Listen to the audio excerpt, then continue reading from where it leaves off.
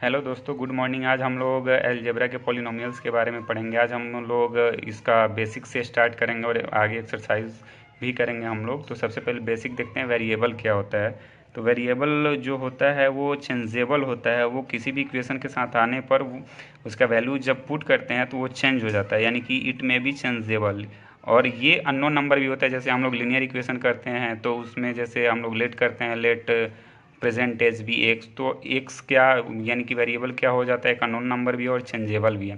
तो अगर देख लीजिए यहाँ, जैसे हमने यहाँ 2x लिखा है, एक्स का वैल्यू अगर 1 2 3 हमने दिया हुआ है, तो अगर एक्स का वैल्यू 1 पुट करते हैं तो इसका क्या आ जाएगा, आउटपुट 2 आएगा। अगर एक्स का वैल्यू 2 पुट करते हैं तो आउटपुट क्या आएगा, 4। और एक्स का वैल्यू अगर 3 पुट करते हैं तो आउटपुट कितना आएगा, 6।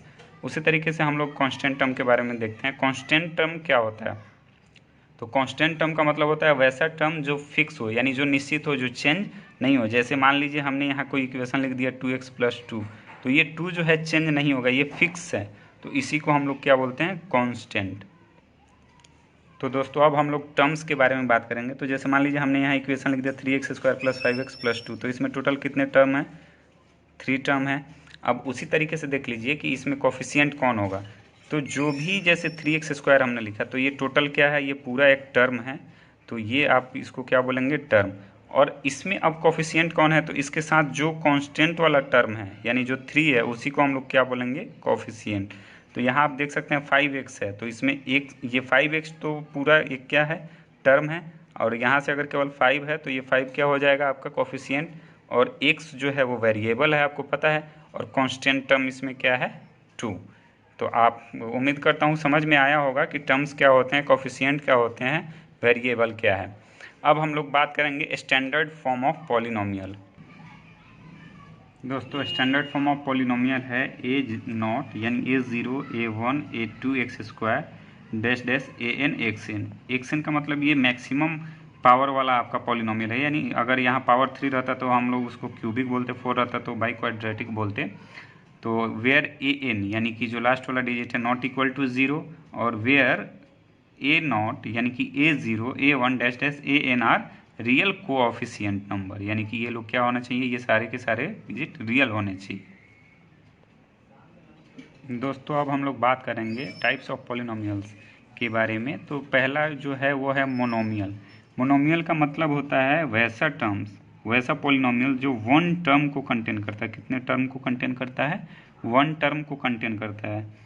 इसको आप अगर इंग्लिश में डिफाइन करना है तो a polynomial containing one term is called monomial. One term को जो कंटेन करेगा उसको मोनोमियल बोलेंगे। एग्जाम्पल के लिए जैसे 5x² लिख दिया, वन टर्म है। -2/3 लिख दिया, x² y वन टर्म है। 7y लिख लो, 6, ये आपके मोनोमियल हो गए।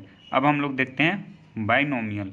बाइनोमियल वैसा पॉलिनोमियल जो 2 टर्म्स को कंटेन करता है। कितने टर्म्स को, 2 टर्म्स को। तो इसको हम लोग कैसे डिफाइन करेंगे, a polynomial containing 2 terms is called binomial.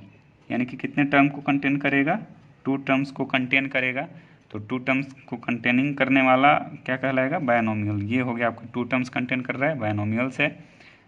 ये आपका क्या कर रहा है, 2 टर्म्स कंटेन कर रहा है, बायनोमियल है, एक्सेट्रा लिख दीजिए। अब है ट्राइनोमियल। तो वैसा पॉलिनोमियल जो 3 टर्म को कंटेन करता है उसको हम लोग क्या बोलेंगे, ट्राइनोमियल। तो a polynomial containing 3 terms is called trinomial.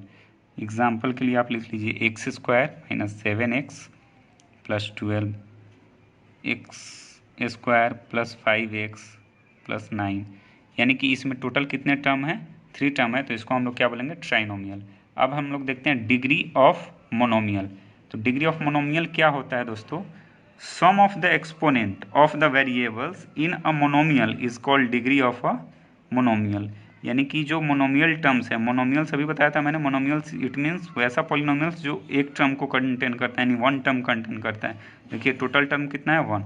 तो इसके जो मोनोमियल है, इसके टोटल जो भी आपके डिजिट गिवन है, यानी जो भी यहाँ है, उसके एक्सपोनेंट को ऐड कर देंगे टोटल को, तो जो डिग्री आएगा वहीं आपका क्या होगा, डिग्री ऑफ अ मोनोमियल। तो यहाँ 2 है, y पर कुछ नहीं है यानी 1, तो 1 लिख दिया। z पर कुछ नहीं है तो वहाँ भी 1, अगर कुछ नहीं होता है तो पावर 1 आता है। तो 2 + 1 + 1 यानी कि कितना आया, 4। तो डिग्री ऑफ मोनोमियल कितना हो गया, 4। अब हम लोग नेक्स्ट देखेंगे degree of polynomial. Degree of polynomial, degree of polynomial क्या होता है? The highest degree of the term in the polynomial is called its degree. यानी कि किसी एक टर्म में हाईएस्ट कितना डिग्री है उसी को हम लोग क्या बोलते हैं? Degree of a polynomial. तो यहाँ देखिए एक टर्म का जो हाईएस्ट डिग्री है यहाँ पे कितना है? 9। तो इसका डिग्री कितना हो गया? 9। अब यहाँ देखिए एक टर्म है, इसका हाईएस्ट डिग्री कितना हो जाएगा? 1। मैंने पहले ही आपको बताया था कि अगर कुछ नहीं होता है तो वहाँ हम लोग क्या समझते हैं? 1। अब यहाँ देखिए ये थर्ड वाले क्वेश्चन में कितना आ रहा है, तो आप देख सकते हैं इस वाले टर्म में 2 और 1 3 आ रहा है, यहाँ 1 और 1 क्या है? 2 है। यहाँ देखिए कितना है? 3 और 2 कितना आ जाएगा? 5। तो यहाँ से डिग्री इसका कितना आ गया? 5। तो ये है आपका डिग्री किसकी? Of a polynomial. आपको पता चल गया हम लोग कैसे निकालते हैं। यानी कि the highest degree of the term, यानी कि एक टर्म का जो भी वेरिएबल है उनके डिग्री को ऐड करने पर मैक्सिमम जो आएगा वही आपका डिग्री ऑफ अ पॉलिनोमियल कहलाएगा। अब हम लोग देखते हैं पॉलिनोमियल्स ऑफ वेरियस डिग्री। तो पहला है लीनियर पॉलिनोमियल। लीनियर पॉलिनोमियल का मतलब वैसा पॉलिनोमियल जो कितना डिग्री कंटेन करता है? 1 डिग्री कंटेन करता है, यानी कंटेंस डिग्री 1। यानी जो सिंगल डिग्री कंटेन करता है उसको हम लोग लीनियर पॉलिनोमियल बोलते हैं। इसका जनरल फॉर्म होता है a x plus b where a is not equal to 0, यानी ए 0 नहीं होना चाहिए, क्योंकि अगर ए 0 हो जाएगा तो इक्वेशन फॉर्म ही नहीं होगा, यानी लीनियर पॉलिनोमियल होगा ही नहीं। और a and b are real number, a और बी क्या होने चाहिए? रियल नंबर होने चाहिए। सेकेंड है अब क्वाड्रेटिक पॉलिनोमियल।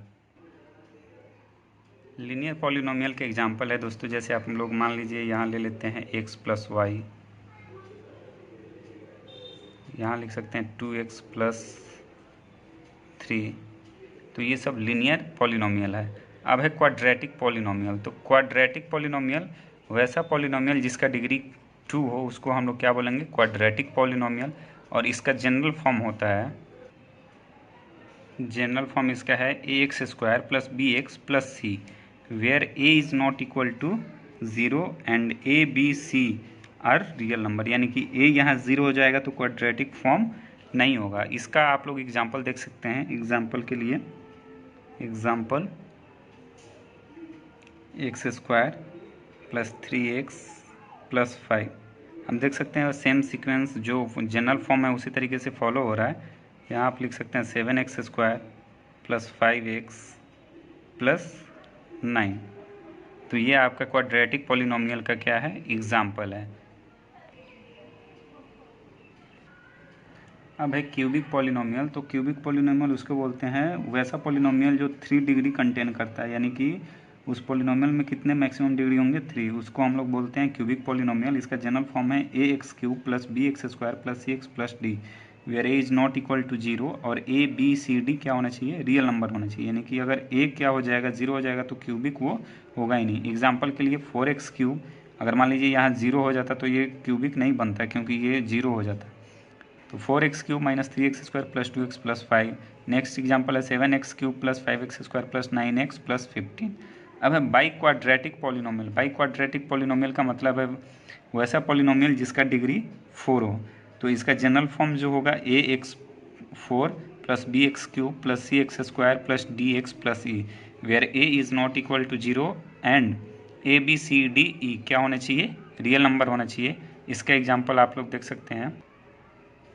पहला एग्जाम्पल है 2y power 4 minus 5y cube plus 3y square plus 7y minus 6।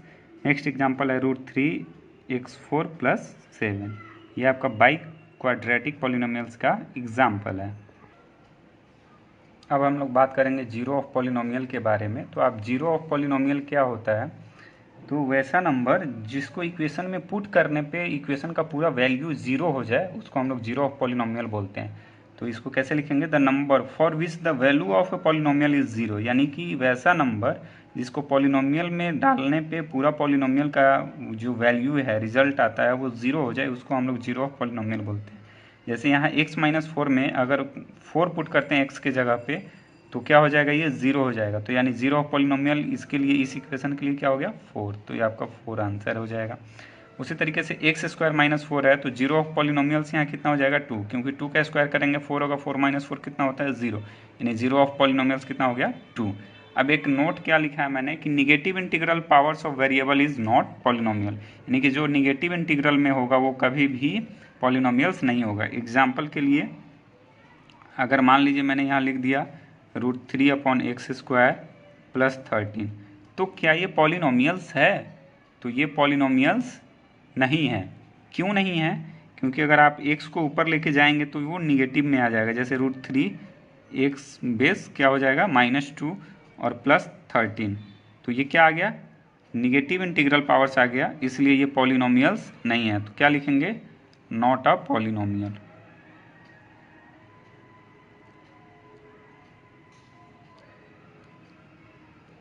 Okay दोस्तों, अब यहाँ बताना है कि ये कौन सा पॉलिनोमियल और कौन सा पॉलिनोमियल नहीं है। तो यहाँ देखिए x⁴ - 3x + 8, यानी ये पॉलिनोमियल है क्योंकि यहाँ x के पावर में जो भी हैं सारे होल नंबर हैं, x के पावर होल नंबर में है और यहाँ कोई भी नॉन नेगेटिव इंटीग्रल नहीं है पावर में, यानी x के फॉर्म में। तो ये क्या है? आपका पॉलिनोमियल्स है। जो पॉलिनोमियल्स होगा उस पर टिक का करेक्ट का निशान लगा देंगे और जो पॉलिनोमियल्स नहीं होगा उस पर हम क्रॉस कर देंगे। ये 6 क्या पॉलिनोमियल्स हैं? जी नहीं, ये पॉलिनोमियल्स नहीं है। ये क्या है? ये ज़ीरो पॉलिनोमियल है। ज़ीरो पॉलिनोमियल किसको बोलते हैं? या कांस्टेंट पॉलिनोमियल किसको बोलते हैं? ये जो है 6 कांस्टेंट पॉलिनोमियल है, यानी कि कांस्टेंट पॉलिनोमियल उसको बोलते हैं द पॉलिनोमियल्स हैविंग डिग्री 0, यानी कि इसका डिग्री क्या है? 0 है, उसको हम लोग क्या बोलेंगे? Constant polynomial. तो 6 क्या है? ये कांस्टेंट पॉलिनोमियल्स। अब √5/x³ + 15, तो ये क्या है? पॉलिनोमियल्स नहीं है। क्यों नहीं है? क्योंकि अगर हम लोग इसको x को ऊपर ले जाते हैं तो √5x क्या आ जाएगा? निगेटिव फॉर्म में आ जाएगा प्लस 15। तो x जब भी निगेटिव फॉर्म में आ जाएगा तो ये पॉलिनोमियल्स नहीं होगा, इसलिए ये पॉलिनोमियल्स नहीं है। अब यहाँ देखिए 1/3x⁴ प्लस 2x प्लस 5, तो ये पॉलिनोमियल्स है। क्यों है? क्योंकि 1/3 सेम एज रहने दीजिए, x⁴ -4 है तो ऊपर जाके क्या हो जाएगा? प्लस, यानी कि x⁴ 2x प्लस 5, यानी ये पॉलिनोमियल है। ये दोनों में क्या डिफरेंस है? मैंने इसको पॉलिनोमियल ले लिया, इसको पॉलिनोमियल नहीं माना। जब x का पावर निगेटिव फॉर्म में आ जाए तो वो कभी भी पॉलिनोमियल नहीं हो सकता है, और जब x का पावर पॉजिटिव फॉर्म में है तो वो हमेशा ही पॉलिनोमियल फॉर्म में है। अब यहाँ देखिए ये जो रूट है ये x, तो √x जो है इसको अगर हम लोग सिंप्लीफाई करते हैं तो x पर पावर क्या आ जाएगा? 1/3। तो पॉलिनोमियल्स के लिए ये भी कंडीशन है कि जब भी कोई यानी वेरिएबल है तो उस पर पावर हमेशा होल नंबर होना चाहिए, फ्रैक्शनल पार्ट में नहीं होना चाहिए, जबकि यहाँ क्या आ रहा है? फ्रैक्शनल पार्ट में आ रहा है, तो इसलिए ये भी पॉलिनोमियल्स नहीं है। यहाँ देखिए ये √3x² - 2x, तो ये क्या है? पॉलिनोमियल है, क्योंकि यहाँ कहीं भी कोई रेस्ट्रिक्शंस फॉलो नहीं हो रहा है। यहाँ देखिए यहाँ भी रेस्ट्रिक्शंस फॉलो हो रहा है, यहाँ √x पे। √x को अगर सिंप्लीफाई करेंगे तो क्या आ जाएगा? यहाँ पावर जो है फ्रैक्शनल पार्ट में आ जाएगा 3 × x⁴ 1/2, जबकि जो वेरिएबल है उस पर पावर हमेशा क्या आना चाहिए? होल नंबर होना चाहिए, तो इसीलिए ये भी पॉलिनोमियल्स नहीं है। तो उम्मीद करता हूँ दोस्तों समझ में आया होगा। एक बार फिर से मैं रिपीट कर रहा हूँ कि अगर किसी भी वेरिएबल पे अगर होल पावर नहीं है, यानी कि होल नंबर पावर के फॉर्म में नहीं है, तो वो पॉलिनोमियल्स नहीं होगा। होल नंबर होना नेसेसरी है। सेकंड जो है रेस्ट्रिक्शंस वो क्या है कि निगेटिव फॉर्म में पावर नहीं होगा। अगर निगेटिव फॉर्म में पावर है तो वो पॉलिनोमियल्स नहीं हो सकता है। तो उम्मीद करता हूँ दोस्तों समझ में आया होगा। अगर आप लोग को समझ में आया है तो आप लोग अच्छे से कमेंट कीजिए और ज़्यादा से ज़्यादा शेयर और फॉरवर्ड करें। Thank you.